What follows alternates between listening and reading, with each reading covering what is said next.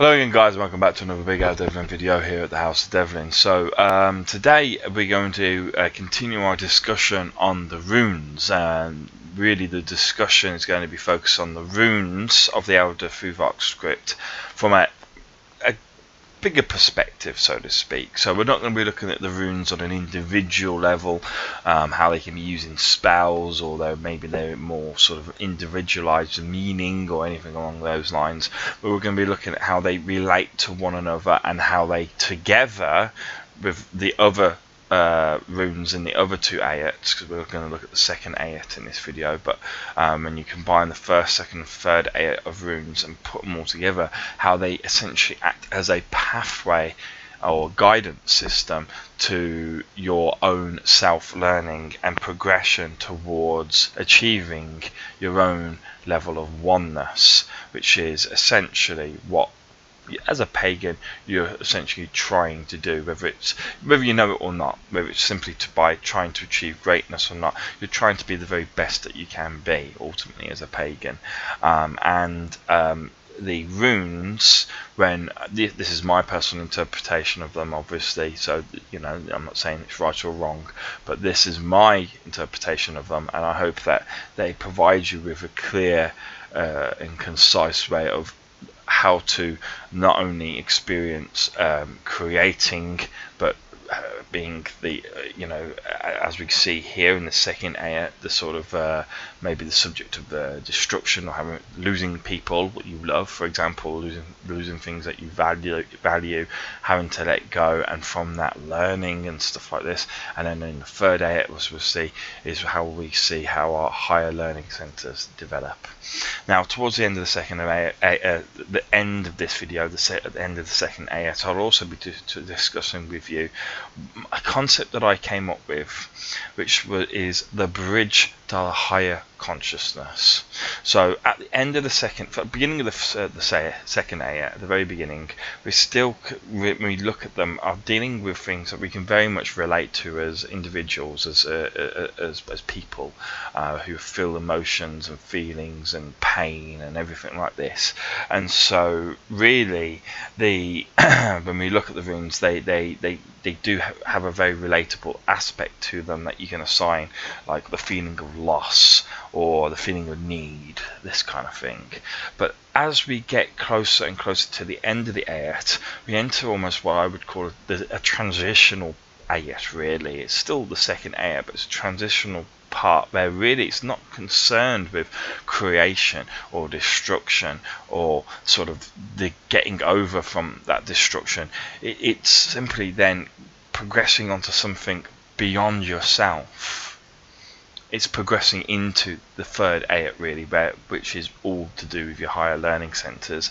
And as I will describe which runes are part of that, and I'll describe which rune is the foundation to that particular bridge to higher consciousness. Essentially, it has no real significance, but it's my way of looking at those runes and saying that these are the runes where, when you start getting into them, when you start expanding your mind into them, when it comes to any process, any learning process, that is when you really are starting to expand and open up your mind and become much closer to the spirit realms, ultimately. Okay, but as I say, more on that later. But it's nice because it essentially, to me, is like an analogue of the Bifrost that Asgard has to Midgard. It's like we've got our own very little Bifrost here in the runes that allow our higher centers, which would be Asgard, of course, the spirit realms, to connect us to our physical selves, or in this case, our actual consciousness. Okay. So the first rune we're going to consider is Haralaz. Okay, let me find that. Right, this is one that I've inscribed. Okay, so I've engraved this onto a stone, but I haven't drawn onto it, so you might struggle to see that. But it's, yeah, there you go. So that's what it looks like engraved. Obviously, when I paint it up, it will look better. But Haralaz is essentially, it's a H with a slanty bit in the middle instead of straight. Okay. And Haralaz traditionally means hail or winter, and it's essentially destruction. It's the destructive part of the life cycle. Okay, as we go through life, we go through creation and destruction, and Howlaz represents the destructive element of life. Okay, and what I've written here in my notes is, as we enter with Howlaz, we enter the start of entropy, essentially. Entropy is decay, okay, and entropy exists for anything that has been created. Every moment that exists that has been created will decay into nothingness, even if it doesn't have a physical essence. Essentially, the energy that allowed it to be achieved will then be lost to the ambient surrounding environment. But when we look at the physical things, like our family, for example, the properties that we live in, the world, the stars, anything, it doesn't matter what level we look at, it's so physical, and of course it can die, it can rot, and it can fade away. And really, that's what entropy is. It's turning into dust, essentially. And it's quite a, I mean, entropy exists within science, and it is, as I say, is this sort of concept of decay. Okay, but it doesn't have to be into rot or anything like that. That's obviously only for biological things, but for non-biological things, even metal eventually rusts and things like this, and that is entropy. Everything will one day turn to dust, and essentially that is, fits in with the idea of Ragnarok, the end of everything. Everything will one day die, and that's essentially what Howlaz is about. And really, Howlaz, it really just talks about the destructive process by, as I say, as we enter the start of entropy, where the energy which is used to create everything we know, everything we love, and everything that has ever existed, and literally every moment that has ever occurred, and that has been fulfilled. All this energy that has been used to create all these different things that I've just described simply becomes dispersed. And this dispersion contrasts to the organized process of creation and coming together, where when things come together, it's very organized, it's very, the construction is very, very well to do, so to speak. The release of energy from these constructions, these creative processes, is chaotic in nature. It's random. It's not a process which is ordered and has is of the Innengard, if you imagine it in those terms. It's completely of the Uttengard. It is chaotic in nature. It's random. It is wild beyond anyone's comprehension. And the process that is degrading the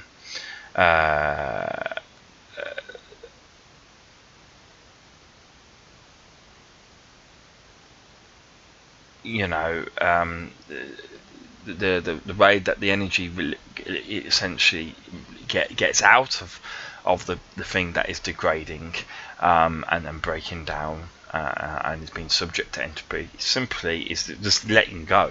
It's just letting go of the energy, and that's it. And this is Howlaz. So it's destructive. And I suppose you could really relate to this as the feeling of loss, possibly sadness, but I think more loss than anything else. We've all lost something in our life, whether it's a lost opportunity, family member, friend, whatever, or our favourite toy from when we were children, whatever, it doesn't matter. We've all lost something in our life.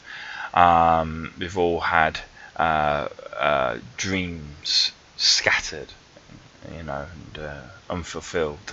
And really, this is what Howlaz kind of represents, that feeling of having lost something, even if you've never had it, really. But really, especially when it's something cherished. Now, the next rune, it feels like a bit of a downer, this video so far, isn't it? But unfortunately, the runes are the runes. We must keep to them. So I did pick up Gabo there. So it's interesting. Gabo and this rune here are very, very similar to look at, but there is a slight difference. This is more of a sort of an X, if you know what I mean, and this has a kind of straight line, and it's very hard to distinguish, but you get used to distinguishing the two. And this is the rune that is spelt Naufis, but is actually pronounced Laufis. Okay, so this is the rune of Laufis. Okay, Laufis comes from the word of an Anglo-Saxon word of nid. Well, it doesn't come from that, but an Anglo-Saxon word is nid, and that directly translates to need. But its original sort of meanings, yes, is need, hunger, things like this, but also hardship.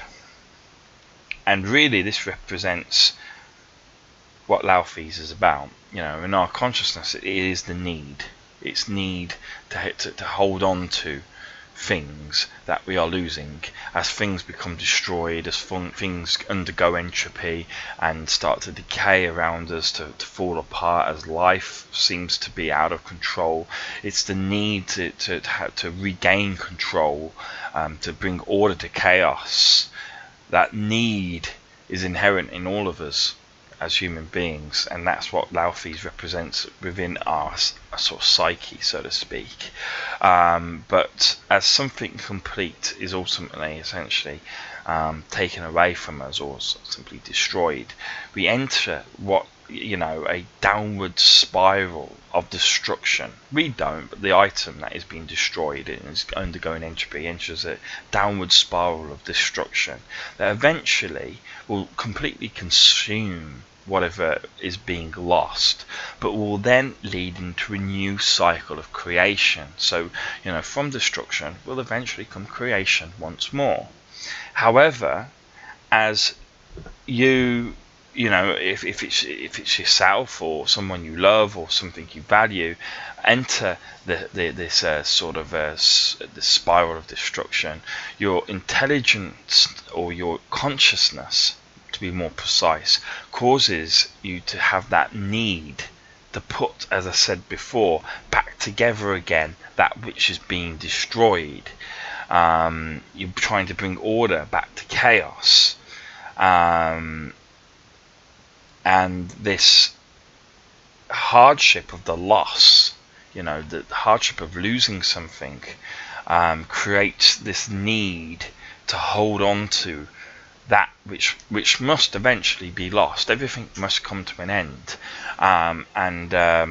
you know, it's something that you have to eventually accept, but sometimes it can be very hard to.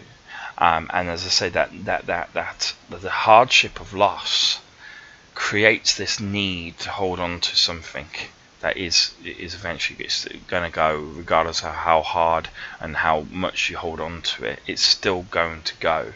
And this need, this holding on, essentially, this need, this hardship, well, this need that is developed through hardship is called Laufis. And this is the rune of Laufis. So yeah, it's getting pretty heavy at the moment, but Laufis combined with Issa, to me, are perhaps the most beautiful runes of all, and I'll explain later. You might think I'm a bit of a psychopath at the moment saying that, but Issa we're just about to go over.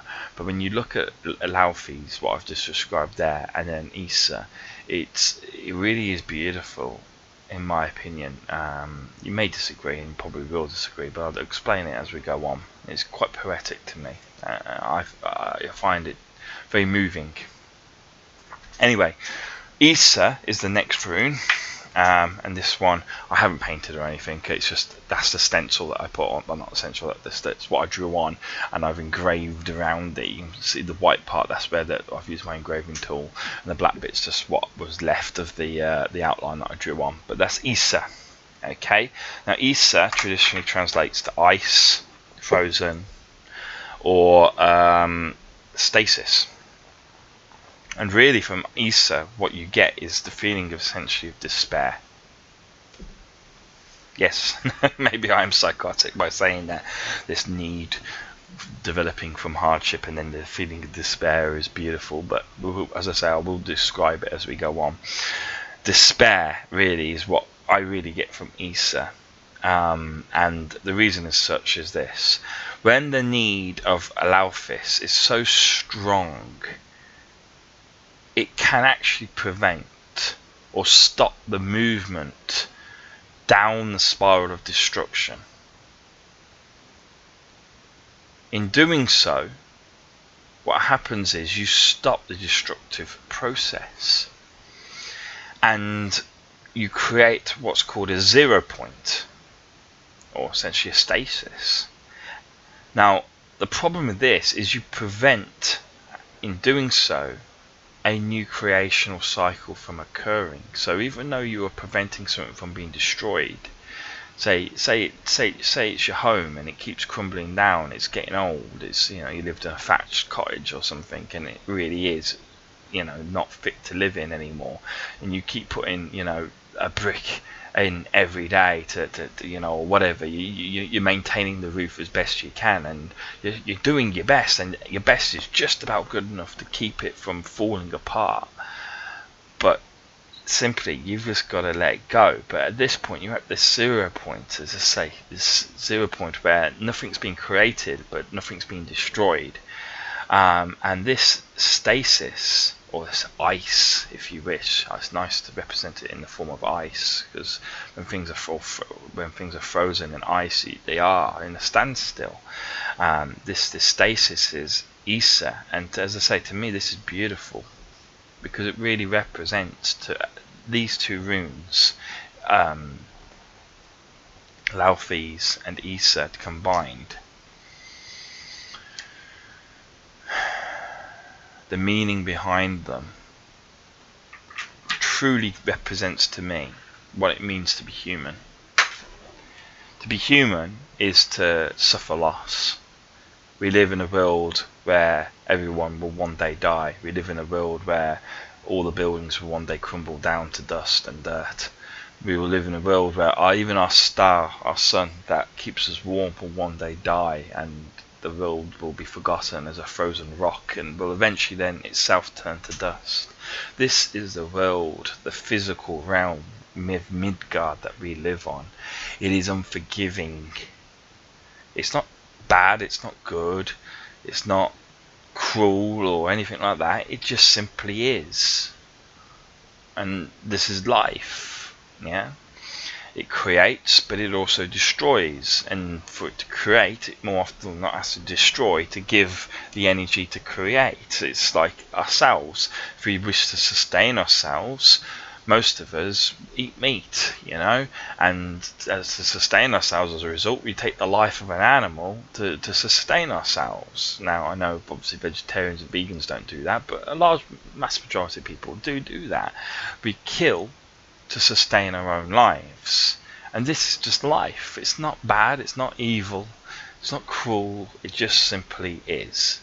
And as I say, this process of things dying and leaving the world, things we value, and us holding on, it may even be just a memory of holding on to someone that we love who's gone, and and simply you're holding on to that memory so strong that you go from Nalfis into ether, and that a memory is strong enough to prevent a creational cycle from reoccurring, because that memory is halting everything.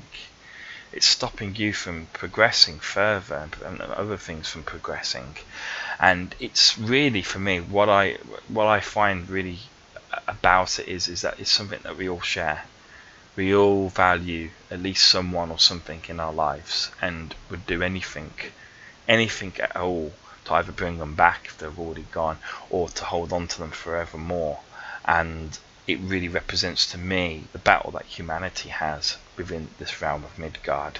It really is a very poetic set of runes, and it brings a tear to your eyes when you think about it. But it is humanity in its purest form, in my personal opinion. The one thing that unifies every single individual on this planet is the desire to hold on to, even if it's your own life, even if you're selfish and don't give a shit about anyone else or anything else, you care about yourself, most likely.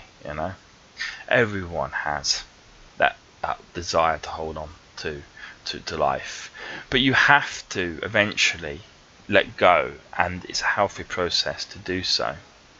And when you do eventually let go, either you learn to, or you're forced to, or simply memory fades and you just get on with life, you enter the process of yeda. Yeda is represented traditionally as the harvest, okay, or the end or the beginning of any cycle, such as the year, for example. And yeda is, sooner or later, that which must be destroyed will be simply destroyed, or simply one, as I said, learns to let go and move on. And once we move on past that 0 point, everything starts moving again. That 0 point goes, that stasis is removed, and we can move back into a new creational cycle.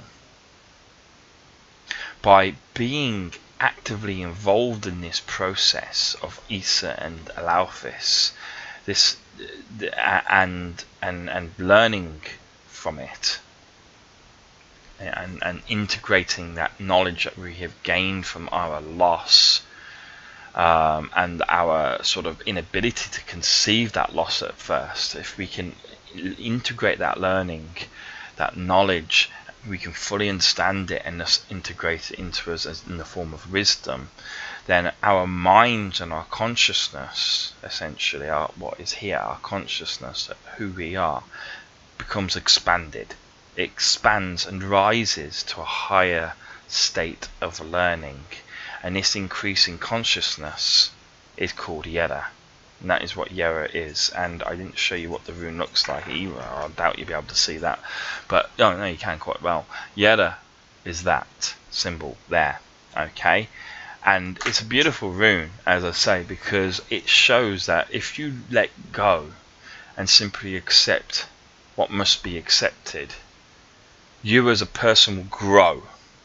And as long as you learn from that pain, that hardship, that need, that despair, if you wish, of Isa, and all the things that came beforehand that made you attached to what you have lost, all the other runes that have led to the creation of either a bond between you and the person that's gone, or the thing that's there, and all that, the joy of Wunyo and everything.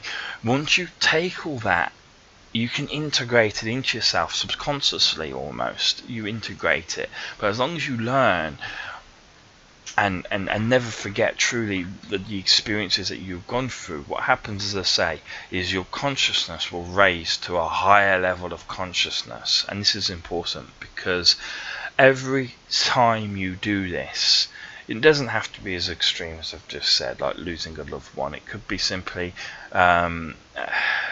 being in a nightclub and thinking, I hope this night never ends, and eventually the music stops and you're like, oh no, but you let go and you go. It's that process. That's a minor one, but they all add up. And that process of letting go of something that you've created, that is something so good that you want to keep it, and letting go once it's gone, and accepting it's gone, that's it, it's gone, is the only real true way to expand one's consciousness and raise it to a higher level. And when you go through these creational cycles, because what happens after yeda is you enter essentially a new creational process. That's essentially what happens in yeda. You move on into the next creational cycle, because, as I say, Isa is what's holding it from going in that downward spiral. Yes, through destruction, but then ultimately back into creation. It's Isa that's holding it back. But once you get past Isa, you're into yeda and enter a new cycle, and you get creation again. So, like that nightclub thing, it's a bit easier to describe in this one. You're having the best night of your life, and you wish it never ends. It ends, but then there's always next Friday, and you go out and you have another good night, and you keep doing it again and again and again like this. And you can do this with whatever process you're talking about, okay? Experiences with family, experiences with work, whatever it might be, okay? Obviously they're the bigger ones, but the minor ones count too. But as I say, if you learn from it and you learn how to get better every time and how to handle it better every time and how to move on quicker, so on and so forth, you expand one's consciousness. And that then passes us into what I now call the bridge. Okay, the bridge to the higher consciousness. So we're still in the second aett here, but we're now dealing with runes that are a little bit harder to sort of relate to regards emotions, at least anyway. So for example, Haralas, as I said, is like the feeling of loss. Laufes is the feeling of need due to hardship. Isha is despair. Yada is relief. Okay, relief that finally spring has come again, so to speak. But then we get to Iraz. Iraz, I've got actually here before I find the rune. This is Iraz here, okay, tattooed on me, and hopefully I have it somewhere. Which one is it? On, because some of them are quite dark stones, and so you can't actually see. There we go. That's essentially what it will look like as well. It's just drawn on. I haven't had time to engrave this one, and same with any of the others. But Iraz, this is a rune that is directly linked to Yggdrasil, and so it's a nice one. As I say, it's what I say is the foundation to the bridge to the higher consciousness, because this, yes, there is still some level of understanding behind the rune itself. Sorry for the break in the video there, guys. I just literally had to answer the door. Someone knocked on the door. So we were talking about Iraz being essentially being the bridge, or the foundation of the bridge to higher learning. Now at this point it's still relatable, and really it just means understanding, I suppose, within your consciousness. Okay, but it is actually represents either a yew tree, or more specifically actually it's more often than not associated with Yggdrasil, which is a spiritual tree that which links all the 9 realms together and allows fate to flow throughout the 9 realms from the Well of Erd, where fate originates. But Iraz is basically, as we begin to fulfill, or as we have fulfilled the 12 previous runes, this is the 13th rune of the all the aets. Okay, as we fulfill the 12 previous runes again and again and again, that is, we achieve the state of Yera again and again and again. Our connection to the other realms begin to strengthen as our consciousness raises and rises up towards a higher consciousness, and our higher consciousness expands and becomes more open and more receptible essentially to the information that is essentially coming from the spirit realms into our higher consciousness, and being able to access essentially this connection to the other realms, to the spirit realms, to the heavens, if you wish, leads to an expansive learning process. That is to say that once you finally get past the X number of years it takes to get to Eraz, however many number of years it takes to get to Iraz, and I'll say some years have more significant value than other yeras. As I say, losing a father, for example, is much more serious and harder to sort of come to terms with than, you know, simply a night out ending a little sooner than one would hope. Okay, and so Iraz, as I say, getting to that depends on how you live your life. If you go out and live your life, if you go out and create things and lose things and go through that process of creation and loss again and again, then you're going to get there far sooner than someone who just basically never really leaves a house for 80 years. They'll never achieve this level of understanding. Okay, and so this is why I always try to say to pagans, go out and live your lives.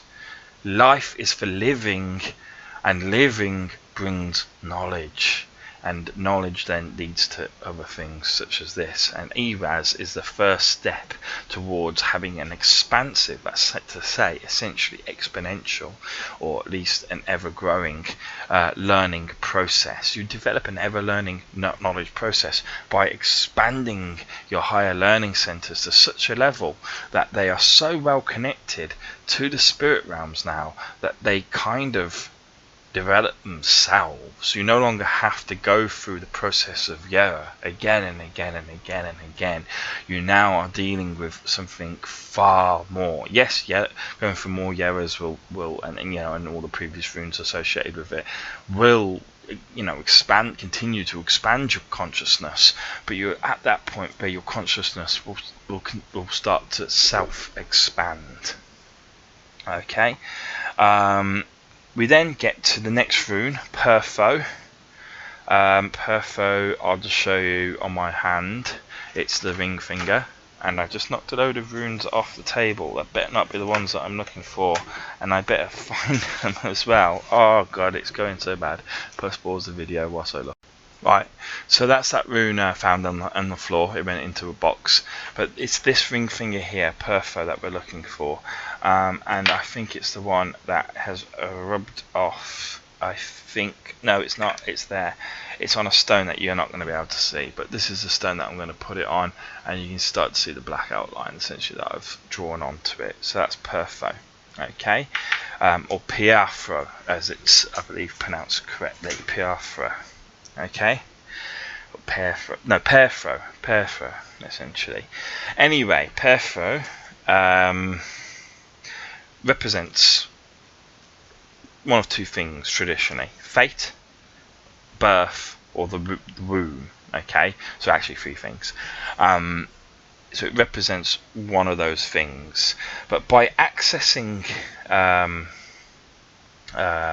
ERAS, the rune that was before it essentially, and the higher learning processes, we come to understand fate, okay, and gain a connection and understanding of fate to a much greater degree than anyone who hasn't entered ERAS could ever even dream of. You begin to gain a full and complete understanding of fate.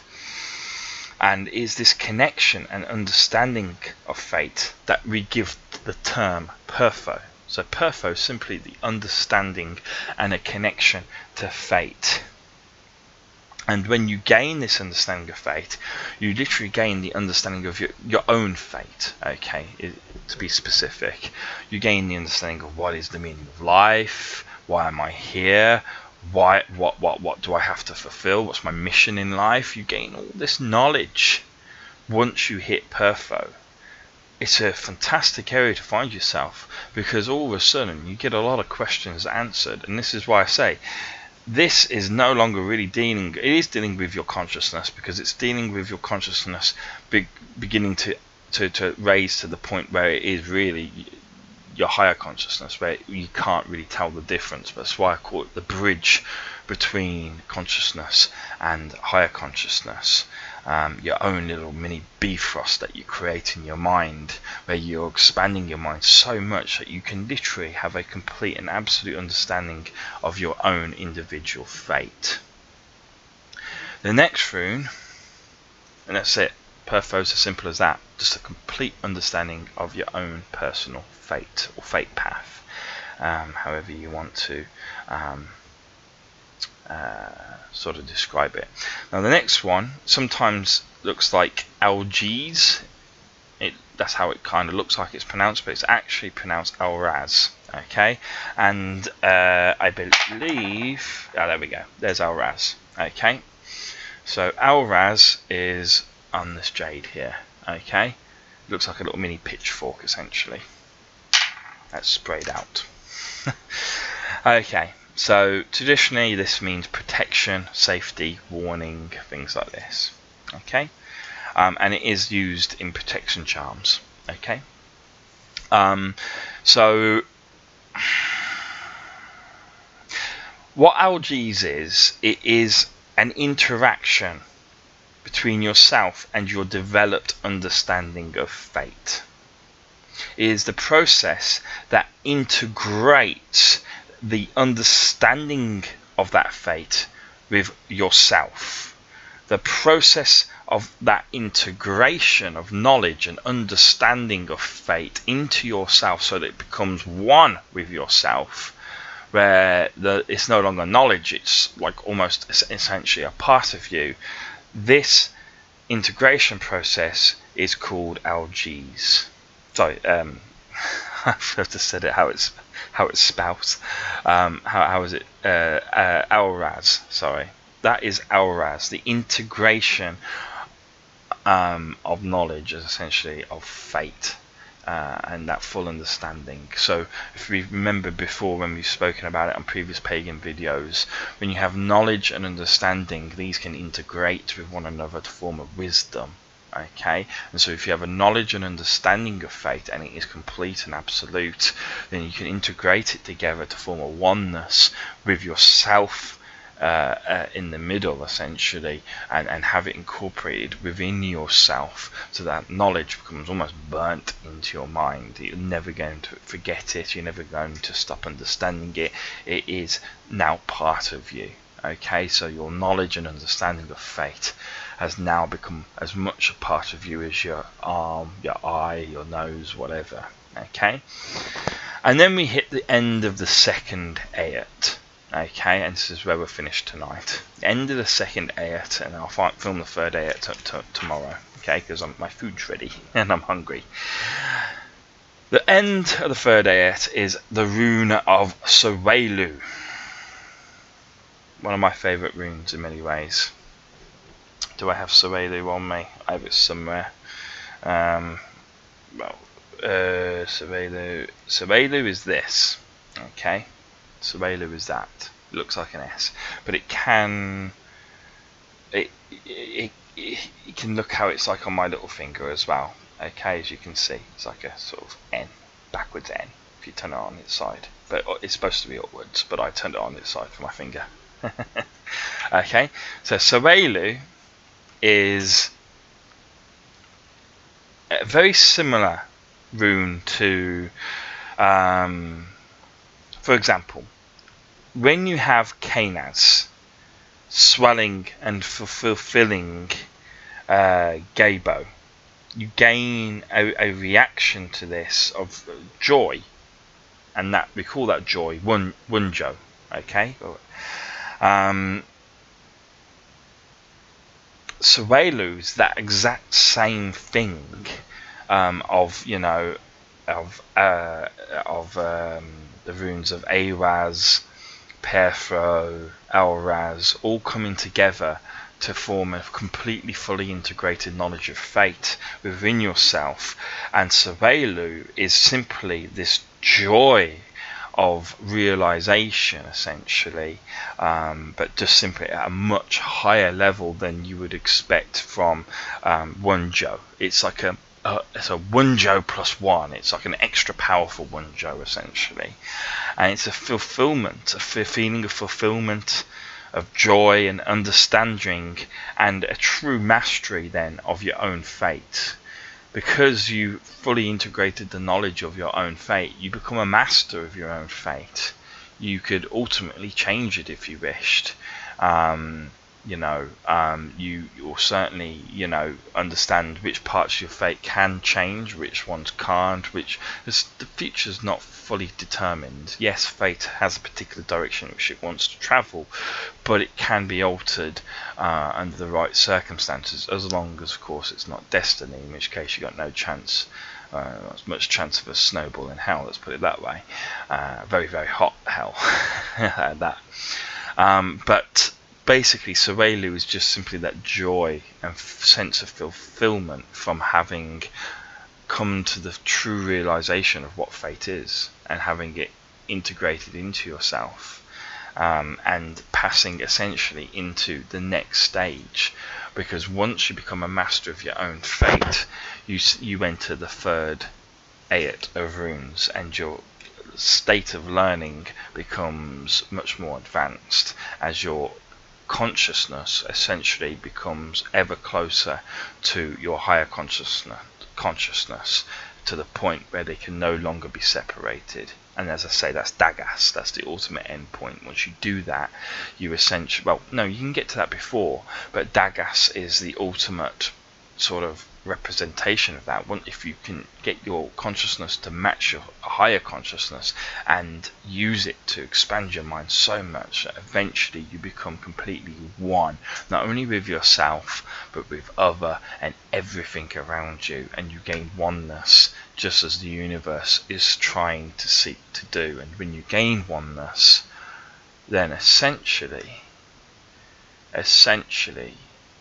you have achieved what only the very best of pagans could ever hope to ever achieve. It's like the almost unattainable goal, but it's the goal that you must try and seek out. Even the gods are trying to do this and achieve this, so it's a worthy thing to try to achieve. So thank you guys. I hope that made sense. I hope you enjoyed it, and I hope you look forward to seeing the third and final part of the video that deals with the runes on a large scale. After that, as I say, I will go to looking at the runes on a small scale, on an individual level, how they can be used in spells, so on and so forth. But this will be a minimal amount because I'm not a rune reader. I can tell you how the process of divination as I know it, but whether it works or not I don't know, because I divinate through Seder magic, not through rune magic. I have no ability with runes, but they do. Well, I do have some ability with runes. I use runes to guide my knowledge and learning, and I use runes to help me guide some of my trances in Seder magic, for example, but I don't use runes to see the future. And as I say, if you have to place runes in front of me, I'll be like, yeah, I see some stones, as I've said before. That's all I'd be like, I see some stones in your future. Does that make any sense to you? That would be my interpretation.